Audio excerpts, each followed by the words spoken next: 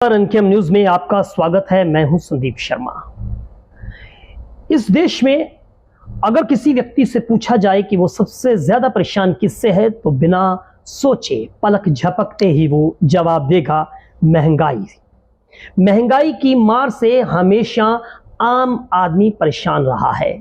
आजादी के बाद अगर किसी चीज का सही मायनों में विकास हुआ है तो वो महंगाई का विकास हुआ है। मनमोहन सिंह की सरकार रही हो तब भी महंगाई डायन थी, और अगर मोदी जी की सरकार है तब भी महंगाई डायन और चुड़ैल ही है। लेकिन मैं बात देश की यहां नहीं करूंगा, आज बात देश की राजधानी दिल्ली की करूंगा। अगर आप कहीं नौकरी करते हैं तो आप क्या अपने वेतन में स्वयं बढ़ोतरी करने का निर्णय लेते हैं?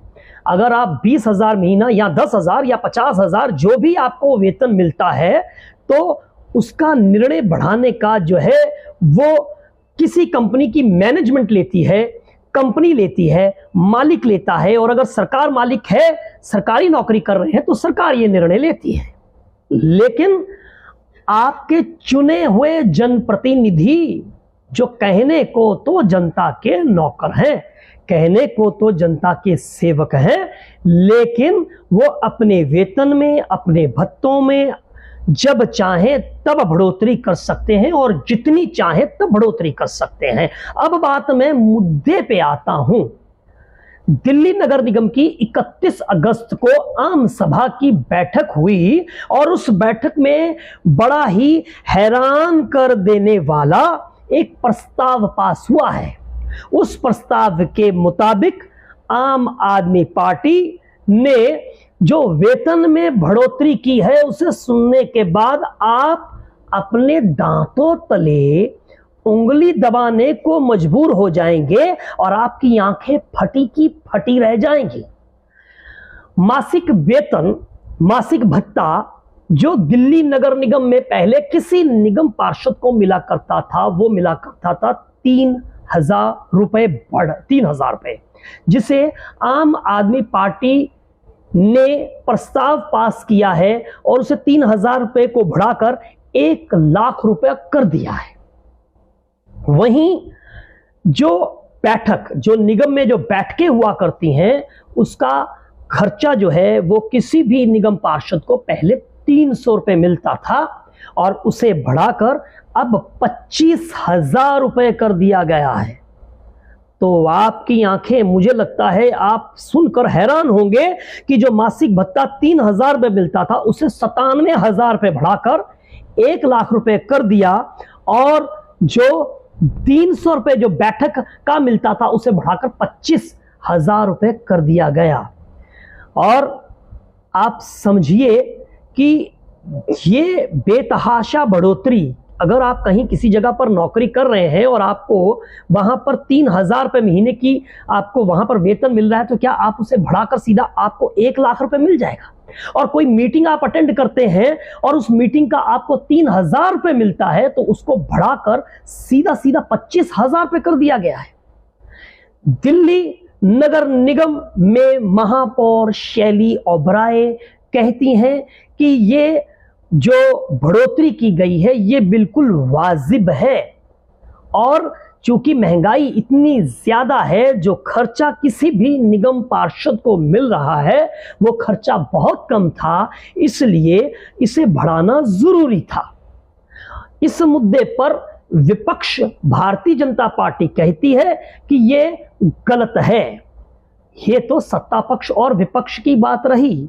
हालांकि जब बढ़ोतरी होगी तो इसका फायदा सभी निगम पार्षदों को मिलेगा। लेकिन एक बात मैं आपके संज्ञान में ला दूं कि दिल्ली नगर निगम के पार्षदों को कोई वेतन नहीं मिलता है, और अभी हाल ही में 6 महीने पहले दिल्ली नगर निगम के चुनाव हुए थे, और उस दिल्ली नगर निगम के चुनाव में आम आदमी पार्टी ने भारतीय जनता पार्टी का तिलस्म तोड़ते हुए, 17 साल का तिलस्म तोड़ते हुए वहां पर अपनी सरकार बनाई, आम आदमी पार्टी की सरकार बनाई, और 134 निगम पार्षद उनके चुने गए। अब दिल्ली सरकार के साथ साथ में दिल्ली नगर निगम में भी आम आदमी पार्टी की सरकार है। आपको याद होगा कि जब आम आदमी पार्टी ने दिल्ली में सरकार बनाई थी तो दिल्ली में सरकार बनाने के बाद भी उन्होंने सबसे पहला काम जो किया था, अपने जो विधायकों हैं, अपने जो मंत्री हैं, अपने जो मुख्यमंत्री हैं, अपने जो स्पीकर हैं, अपने जो नेता सदन हैं, जो नेता विपक्ष हैं, उनके वेतन में भी बेतहाशा बढ़ोतरी की गई थी, जिसको लेकर जो है वो खूब जो है वो चर्चाएं भी हुई थी। तब मैं बता दूं आपको, मैं याद दिलवा दूं, उस समय पहले वेतन जो विधायक का वेतन था 54,000 रुपये था, जिसे बढ़ाकर 90,000 रुपये कर दिया गया। और जो मंत्रियों का, मुख्यमंत्री का, जो स्पीकर का वेतन पहले 72,000 रुपये था, 70,000 रुपये था, उसे बढ़ाकर 1,72,000 रुपये कर दिया गया। अब सवाल यह है कि तब भी आम आदमी पार्टी ने कहा कि ईमानदारी से काम करने के लिए जरूरी है कि हम इनको जो है वो वाजिब जो वेतन है वो जनप्रतिनिधियों को मुहैया करवाएं, क्योंकि किसी भी निगम पार्षद के पास, किसी भी विधायक के पास, किसी भी चुने हुए जनप्रतिनिधि के पास सुबह से लेकर शाम तक बड़ी संख्या में लोगों का आना जाना रहता है। लिहाजा उनके चाय पानी का खर्चा भी उनको करना पड़ता है। विधायक को अपने क्षेत्र में इधर से उधर कई जगह पर जाना पड़ता है, वहां पर भी उसका खर्चा होता है। उसको ऑफिस मेंटेन करना पड़ता है, उस पर भी खर्चा होता है। ये बातें बिल्कुल वाजिब हैं, किसी भी जनप्रतिनिधि को ये खर्चा करना पड़ता है। लेकिन सवाल ये है कि किसी वेतन में, किसी खर्चों में, किन्हीं भत्तों में बढ़ोतरी का कोई पैमाना तो होना चाहिए। अगर आप जनता के सेवक हैं, अगर आप लोगों के चुने हुए जनप्रतिनिधि हैं, तो क्या आप जितनी चाहेंगे उतने अपने वेतन में, अपने भत्तों में, अपने खर्चों में बढ़ोतरी कर लेंगे? कम से कम ये तो सोचिए कि अगर आप सरकार में हैं तो आप में के जो सरकारी कर्मचारी हैं, क्या आप उनके वेतन में इतनी बढ़ोतरी कर देते हैं? उनके भत्तों में, महंगाई भत्तों में इतनी बढ़ोतरी करते हैं? और छोड़िए, अगर सरकारी नौकरी करने वालों की बात तो छोड़िए, जो प्राइवेट नौकरी कर रहे हैं उनके वेतन भत्तों में कितनी बढ़ोतरी होती है? और इस बात की क्या गारंटी है कि इनके वेतन बढ़ोतरी करने के बाद ये कट्टर ईमानदार हो जाएंगे?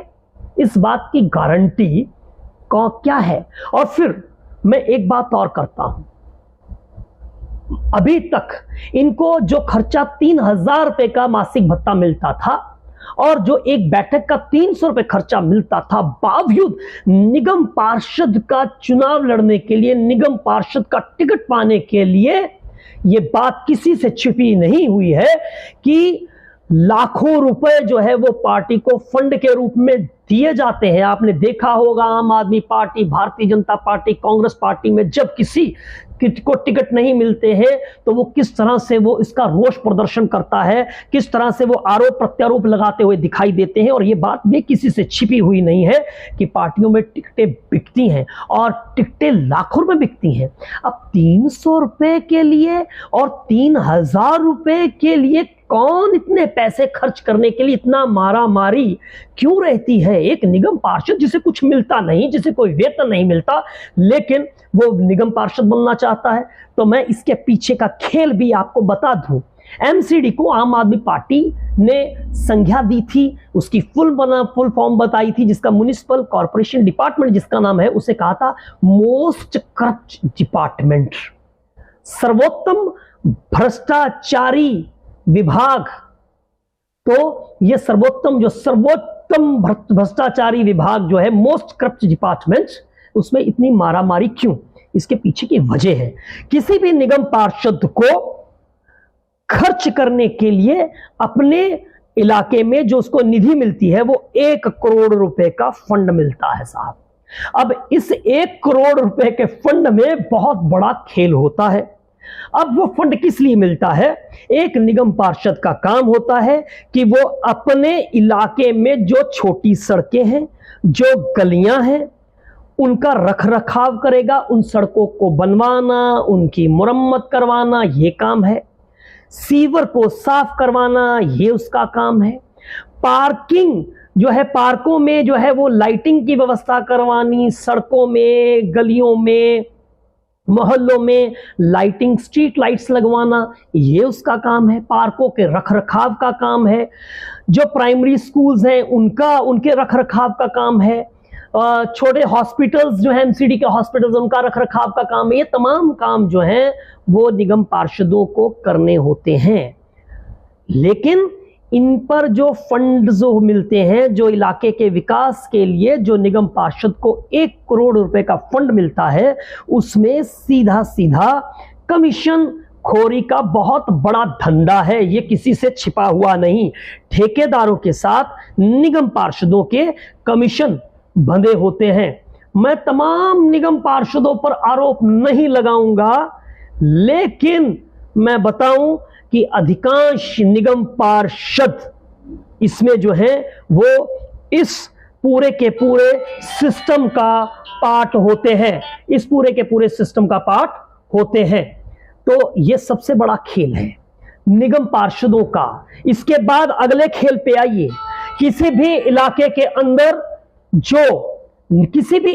अंदर जो निर्माण कार्य होते हैं, जो छत बनाई जाती है, जहां पर मकान बनते हैं, उस पर अवैध रूप से वहां पर ये धन लेते हैं, पैसा लेते हैं। एक एक लेंटर जो छत डलती है उसका रेट बंधा होता है। ये जेईस के माध्यम से, जूनियर इंजीनियर्स के माध्यम से, जो बिल्डिंग डिपार्टमेंट के माध्यम से वहां पर ये पैसा जाता है। तो ये तमाम गोरख धंधा एमसीडी में होता है। इसके साथ साथ में पार्किंग का काम जो है वो निगम के अंतर्गत आता है, विज्ञापन का काम आता है, इसके साथ साथ में हाउस टैक्स का काम आता है, ट्रेड लाइसेंस का काम आता है, कन्वर्जन शुल्क देने पड़ते हैं। इन तमाम चीजों के पीछे कमीशन खोरी का धंधा होता है और इसमें ये तमाम लोग जो हैं इन्वॉल्व होते हैं। अब सवाल ये होता है कि ये सारा का सारा गोरख धंधा चलता है, लेकिन कैसे हम इस बात की गारंटी मान लें कि आम आदमी पार्टी अब जब सत्ता में काबिज हो चुकी है तो अब इन भत्तों के अंदर जो बढ़ोतरी जो है वो कर दी गई है, मासिक भत्ते में बढ़ोतरी कर दी गई है। जो बैठक भत्ता होता है, 4, 5, 6 मीटिंग्स जो है वो अटेंड करता है, 25,000 पे उसको इस मीटिंग का मिलेगा, उसमें बढ़ोतरी कर दी गई है। तो कुल मिलाकर आप देखा जा सकता है तो बढ़ाने का कोई पैमाना तो होना चाहिए, और क्या गारंटी है कि इसके बाद ये ईमानदार लोग हो जाएंगे। और दूसरी बात ये है कि अब तक कैसे मैनेज कर रहे थे, अब तक कैसे चल रहा था। तो ये तमाम सवालात हैं। निगम जो पहले से ही घाटे में चल रहा है, निगम के कर्मचारी जो हमेशा वेतन की समस्या से परेशान रहे हैं, और निगम के कर्मचारी जो अस्थाई बड़ी संख्या में हैं, उनके लिए परेशानियां, उनको पक्का इसलिए नहीं किया जा रहा क्योंकि यहाँ पर फंड की बहुत बड़ी कमी है। और वहीं जब चुने हुए जनप्रतिनिधि अपने लिए निर्णय ले लेते हैं तब ये प्रश्न जो है वो वाजिब है, ये सवाल उठते हैं। और इस समय आम आदमी पार्टी सवालों के घेरे में दिखाई दे रही है। संदीप शर्मा, एनकेएम न्यूज़, दिल्ली।